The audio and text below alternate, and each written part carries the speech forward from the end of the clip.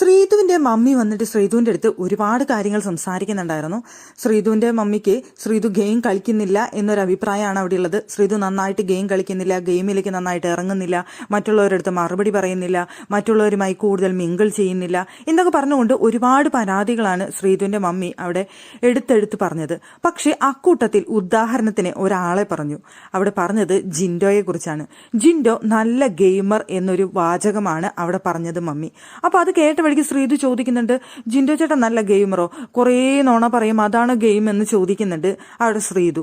അപ്പോൾ മമ്മി പറയുന്നുണ്ട്, നോണ പറയുന്നതല്ല, അവിടെ ഗെയിം കളിക്കുന്നത് അല്ലെങ്കിൽ മറ്റു ആക്ടിവിറ്റീസ് എങ്ങനെയാ പറയപ്പോ എന്ന് പറഞ്ഞുകൊണ്ട് അവിടെ അങ്ങനെ പറയുന്നുണ്ട്. അപ്പൊ അത് കേട്ടപ്പോൾ ശ്രീധുവിനെ മനസ്സിലായി. അപ്പൊ ശ്രീധു ആ എന്ന് പറയുന്നുണ്ട്. അപ്പൊ മമ്മി വീണ്ടും പറയുന്നുണ്ട് കുറെ കോമഡി ഒക്കെ എന്ന് പറയുമ്പോൾ ശ്രീധുവിനെ കാര്യം മനസ്സിലായപ്പോൾ ശ്രീധു ആ എന്ന് പറയുന്നുണ്ട്. എന്തായാലും വന്നവർക്ക് എല്ലാവർക്കും അറിയാവുന്ന കാര്യമാണ് ജിൻഡോ അവിടുത്തെ ഏറ്റവും ബെസ്റ്റ് ഗെയിമർ ആണ്.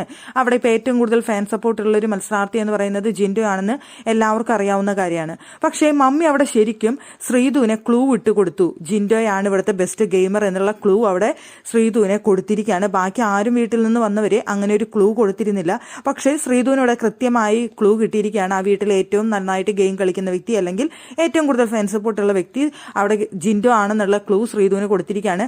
അത് മാത്രമല്ല, അത് പറഞ്ഞതിലൂടെ അവിടെ ശ്രീധുവിന്റെ മമ്മി ഉദ്ദേശിച്ചത് ജിൻഡോയെ പോലെ ഗെയിം കളിക്കുക എന്നുള്ളൊരു കാര്യമാണ് അവിടെ ഉദ്ദേശിച്ചത്. അത് ശ്രീധുവിനെ മനസ്സിലാവാൻ വേണ്ടിയിട്ടാണ് ശ്രീധുവിന്റെ മമ്മി അങ്ങനെ പറഞ്ഞു കൊടുത്തിട്ടുള്ളത്. എന്തായാലും ശ്രീധു അതിനനുസരിച്ച് ഇനി കളിക്കുമോ ഇല്ലയോ എന്നൊന്നും അറിയില്ല.